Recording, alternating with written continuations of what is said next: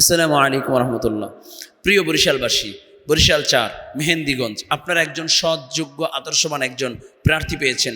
ইসলামের পক্ষে একজনই মাত্র প্রার্থী, ইসলামের পক্ষে একজনই মাত্র প্রার্থী, সে হলো আমাদের সকলের প্রিয় মুফতি সৈয়দ ইসহাক মোহাম্মদ আবুল খায়ের হাফিজাহুল্লাহ, যিনি আপনাদের প্রতিনিধিত্ব করবেন, সংসদে আপনাদেরকে নিয়ে কথা বলবেন, আপনাদের উন্নয়ন, দেশ ও জাতির কল্যাণে কথা বলবেন।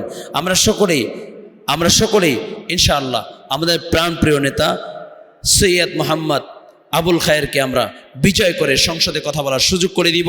শুধু তাই না, যদি আমাদের প্রাণপ্রিয় নেতা যদি আপনাদের মনোনয়ন, আপনাদের ভোটের মাধ্যমে জাতীয় সংসদে কথা বলে, ইনশাআল্লাহ এই মেহেন্দিগঞ্জ বরিশাল ৪-এ দুর্নীতি থাকবে না, টেন্ডারবাজি থাকবে না, চাঁদাবাজি থাকবে না। শুধু তাই না, মা বোনরা ইনশাআল্লাহ তারা উন্মুক্তভাবে আলহামদুলিল্লাহ তারা এদের ইজ্জত আবরুকে হেফাজত করে চলতে পারবে, কোনো ভয় ডর থাকবে না ইনশাআল্লাহ।